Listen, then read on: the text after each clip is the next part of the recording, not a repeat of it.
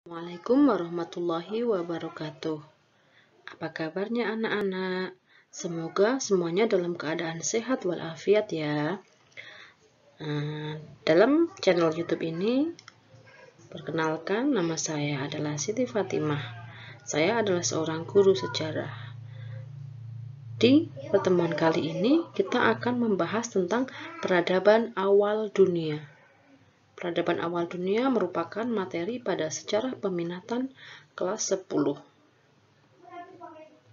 Ada beberapa peradaban awal di dunia, seperti peradaban Amerika, India, Cina, dan yang lain. Pada kesempatan kali ini, kita akan membahas tentang peradaban India dan peradaban Cina. Salah satu peradaban Asia yang terbesar yaitu ditemukan di wilayah negara India.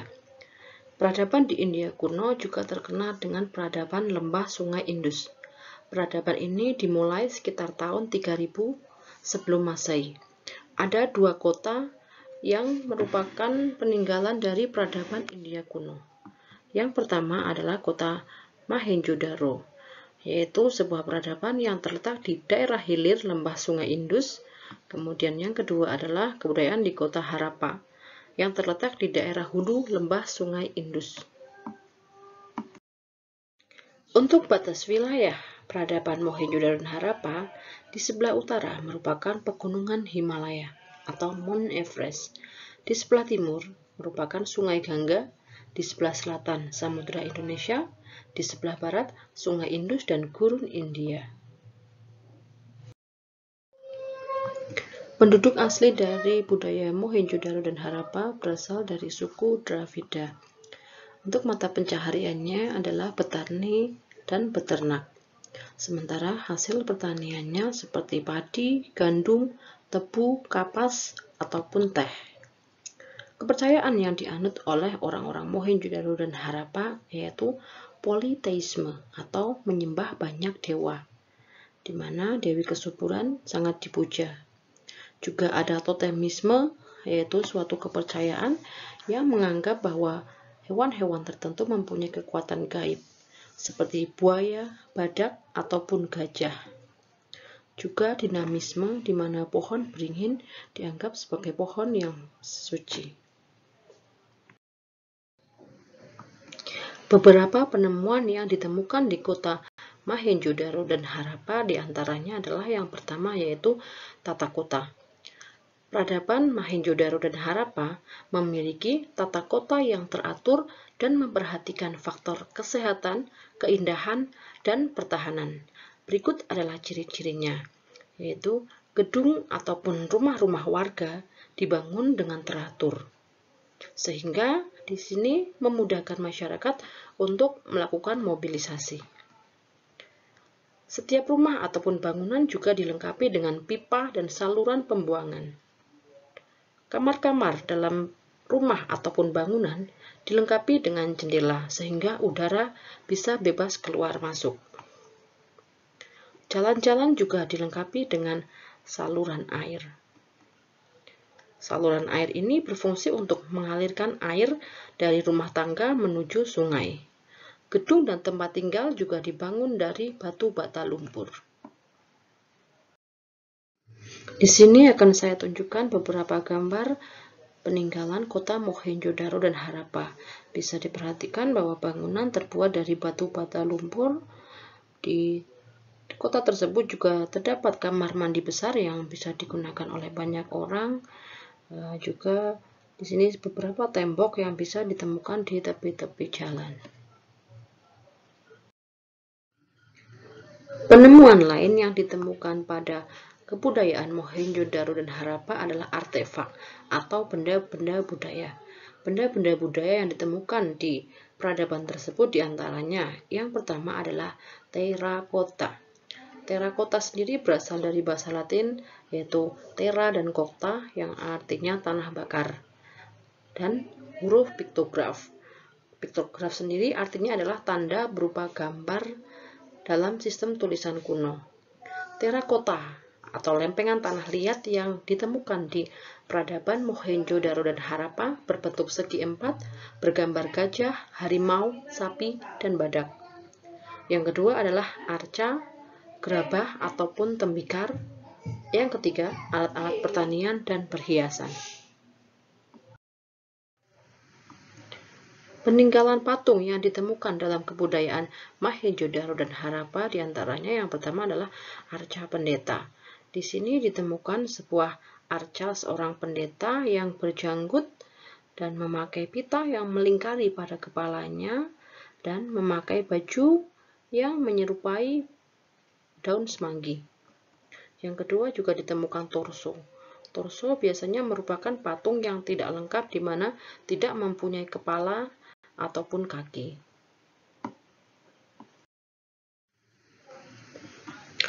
Runtuhnya peradaban Mohenjo-daro dan Harappa diperkirakan karena datangnya bangsa Arya yang menyerang ke wilayah tersebut yang masuk melalui celah Khyber. Dari kedatangan bangsa Arya tersebut kemudian terjadi percampuran budaya antara kebudayaan bangsa Arya dan kebudayaan suku bangsa asli yaitu Dravida. Hal ini menimbulkan ataupun melahirkan sebuah kebudayaan baru yang disebut dengan kebudayaan Hindu. Masuknya bangsa Arya tersebut kemudian mendesak bangsa Dravida ke wilayah India bagian selatan. Selain di lembah Sungai Indus, di lembah Sungai Gangga pun ditemukan kebudayaan lain yang disebut dengan kebudayaan Hindu. Beberapa pemerintahan yang pernah berkuasa yaitu adalah Kerajaan Gupta. Raja-raja yang pernah memerintah diantaranya ada Chandragupta I, Samudragupta, dan Chandra. Untuk yang kedua, kita akan membahas mengenai peradaban Cina kuno. Peradaban ini lebih dikenal dengan nama peradaban Lembah Sungai Kuning. Di Cina sendiri terdapat dua sungai besar, yaitu yang pertama adalah Sungai Huanghe dan yang kedua adalah Sungai Yangtze-kiang. Sungai Huanghe sendiri terletak di wilayah utara dan Sungai Yangtze-kiang terletak di wilayah selatan.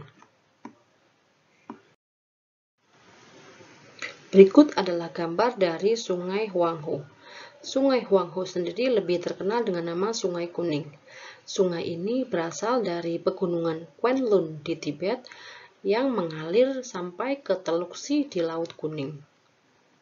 Pada saat musim dingin, sungai ini membeku, sehingga menyebabkan masyarakat Cina kesulitan untuk melaksanakan kehidupannya. Dan ketika musim semi pun, saljunya kemudian mencair dan menggenangi daratan di Cina. Mengapa Sungai Huanghe disebut sebagai Sungai Kuning? Nah, hal ini adalah berdasarkan dari penelitian para ahli. Jadi, lumpur yang mengendap di Sungai Huanghe ini berasal dari tanah los gurun Gobi yang diterbangkan angin sampai ke lembah sungai yang akhirnya berwarna kuning. Kuning ini adalah lumpur, sehingga aliran air di lembah Sungai Kuning ini sangat subur. Dalam peradaban lembah Sungai Kuning terdapat beberapa kerajaan-kerajaan yang berkuasa. Kerajaan ini juga terkenal dengan istilah dinasti. Berikut merupakan beberapa dinasti yang pernah berkuasa di peradaban lembah Sungai Kuning. Yang pertama adalah dinasti Xia atau Xia. Tidak banyak literatur yang menyebutkan tentang dinasti ini. Namun ada beberapa. Dinasti ini diperkirakan didirikan oleh seorang yang bernama Dayu. Kemudian pada masa akhir dinasti Xia ini terjadi kekacauan politik dikarenakan kaisar dari dinasti Xia yang bernama Xia Jie suka berfoya-foya dan menyiksa rakyatnya. Dinasti Xia ini kemudian diserang oleh dinasti Shang. Dinasti yang kedua adalah dinasti Shang. Sumber sejarah yang menyebutkan tentang dinasti Shang ditulis di Bejana Perunggu, Tempurung Kura-kura, dan Tulang Binatang. Raja pertama dari dinasti Shang adalah Kaisar Cheng Tang. Dinasti Shang mengalami masa kejayaan pada masa pemerintahan Kaisar Wu Ting. Runtuhnya dinasti Shang karena mendapatkan serangan dari bangsa Zhou. Dinasti yang ketiga adalah dinasti Zhou atau Zhou. Dinasti ini dikenal dengan Tianming, yang merupakan kekuasaan mandat dari langit. Konsep Tianming ini adalah sebuah konsep yang mengklaim bahwa Zhou atau Zhou ditunjuk oleh dewa untuk memerintah. Dinasti Zhou ini juga terkenal sebagai zaman 100 filsafat, karena pada zaman ini berkembang berbagai macam filsafat seperti Konfusianisme, Laoisme, ataupun Taoisme. Pendiri dari dinasti ini adalah Zhou Wuwang. Sistem pemerintahannya berbentuk feodalisme. Dinasti ini terbagi menjadi dua bagian, yaitu Zhou Barat dan Zhou Timur. Akan saya jelaskan sedikit mengenai pemerintahan Zhou Barat dan Zhou Timur. Yang pertama, Zhou Barat dulu. Pada masa pemerintahan Kaisar Wuwang, ibu kota dipindahkan ke wilayah Chang'an. Raja Wuwang memerintah dengan bijaksana. Raja yang memerintah selanjutnya adalah Raja Cheng Wang yang didampingi oleh wali Zhou Kung. Pada masa pemerintahan Zhou Kung, Tiongkok ini mendapatkan serangan dari bangsa barbar berkali-kali. Raja selanjutnya yang memerintah wilayah Zhou Barat adalah Bing. Ia kemudian memindahkan pusat pemerintahan ke wilayah timur. Pada saat kekuasaan dinasti Zhou Timur, pusat pemerintahan dipindahkan ke Luoyang. Saat itu muncul negara vasal atau negara bawahan yang sangat kuat yang bernama Jin. Pemimpin dari Jin namanya adalah Kung Suyang. Kung Suyang ini melakukan banyak pembaharuan untuk negara vasal Jin. Pada tahun 249 sebelum Masehi, negara vasal Jin mengambil alih kekuasaan dinasti Zhou dan berhasil menguasai negara Tiongkok. Di awal tadi sudah saya jelaskan ya, bahwa dinasti Zhou ini terkenal dengan zaman 100 filsafat. Hal ini dikarenakan banyak ahli filsafat yang hidup pada masa dinasti ini. Beberapa filsuf yang ada pada dinasti Zhou diantaranya adalah yang pertama di sini adalah tokoh Lao Tse. Ajaran Lao Tse tercantum dalam bukunya yang berjudul Tao Te Ching. Lao Tse percaya bahwa ada semangat keadilan dan kesejahteraan yang kekal dan abadi atau disebut dengan Tao. Ajarannya bernama Taoisme atau semangat keadilan dan kesejahteraan yang kekal dan abadi. Ahli filsafat yang kedua adalah Kongfuce. Kongfuce mengikuti ajaran Tao. Menurut Kongfuce, Tao adalah suatu kekuatan yang mengatur segala-galanya dalam alam semesta ini sehingga tercapai keselarasan, yaitu keselarasan dalam hubungan pemerintahan antara raja dengan rakyatnya ataupun rakyat dengan rajanya. Juga keselarasan antara hubungan orang tua dan anak dalam sebuah keluarga. Ahli filsafat yang ketiga adalah Mengse. Mengse ini adalah murid dari Kongfuce yang seharusnya melanjutkan ajaran dari gurunya. Namun dalam pelaksanaannya, ia tidak mengajarkan ajaran tersebut kepada para bangsawan, melainkan kepada rakyat jelata. Mengse beranggapan bahwa manusia itu pada dasarnya baik. Kebaikan baru tampak jika terdapat keselarasan dalam masyarakat. Karena itu, pendidikan amatlah perlu. Seandainya pemerintahnya tidak bagus, rakyat punya hak untuk memberontak dan menggulingkan pemerintahan. Dinasti yang selanjutnya berkuasa adalah dinasti Qin. Dinasti ini didirikan oleh pangeran yang bernama Shi Huangdi. Ia adalah kaisar pertama yang berhasil mempersatukan seluruh wilayah Cina kuno. Nama Cina juga diambil dari nama dinasti tersebut. Ibu kota dinasti Qin berada di Hantan. Raja terbesarnya yaitu raja pertama yang bernama Shi Huangdi. Raja Shi Huangdi mengganti sistem pemerintahan feodalisme menjadi unitarisme, di mana kerajaan-kerajaan kecil dihapus dan dijadikan semacam provinsi. Kerajaan dibagi menjadi 36 provinsi. Semua negara vasal ditarik ke ibu kota Xi'an dan diganti dengan administrator yang langsung bertanggung jawab kepada kaisar. Kaisar Shi Huangdi memerintah Cina dengan kekuatan tangan besi. Ia menyingkirkan orang-orang yang tidak sepaham dengannya. Kaisar juga melarang buku-buku dalam rangka melenyapkan kritik dan meneguhkan kekuasaannya. Untuk mempertahankan Cina dari serangan musuh, ia kemudian memerintahkan membangun tembok besar Cina atau Wangli Changchen yang panjangnya 4.000 km dengan tinggi 16 meter dan lebar 8 meter. Pada masa pemerintahan raja selanjutnya, yaitu Earl Shi Huangdi, terjadi beberapa pemberontakan yang menyebabkan dinasti Qin ini runtuh. Berikut adalah gambar dari tembok Cina yang di awal pembangunan hanya sepanjang 4.000 km. Kemudian selama lebih dari 2.000 tahun, pembangunan tembok dilanjutkan oleh penguasa Cina yang selanjutnya sehingga panjang tembok mencapai 21.000 km. Dan ini adalah ujung tembok Cina yang langsung menuju ke laut. Dinasti yang selanjutnya berkuasa di Cina adalah dinasti Han.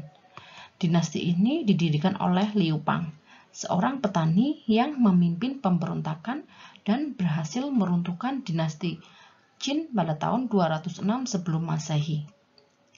Masa kejayaan dinasti Han berada di tangan Kaisar Han Wudi. Kaisar Han Wudi bisa memperluas wilayah Cina sampai ke Korea, Annam, Manchuria, dan bahkan sampai ke wilayah Asia Tengah.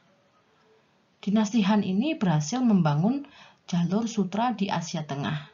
Jalur sutra merupakan jalur perdagangan yang menghubungkan dari Cina sampai ke Eropa. Kaisar Han Wudi juga menghidupkan kembali feodalisme dan ajaran Taoisme serta Konfusianisme. Raja-raja setelah Kaisar Han Wudi tidak bisa menjaga dinasti Han sehingga kerajaan mengalami kemunduran dan keruntuhan. Dinasti yang keenam adalah dinasti Tang. Dinasti ini didirikan oleh Li Shihmin atau Tang Taisung.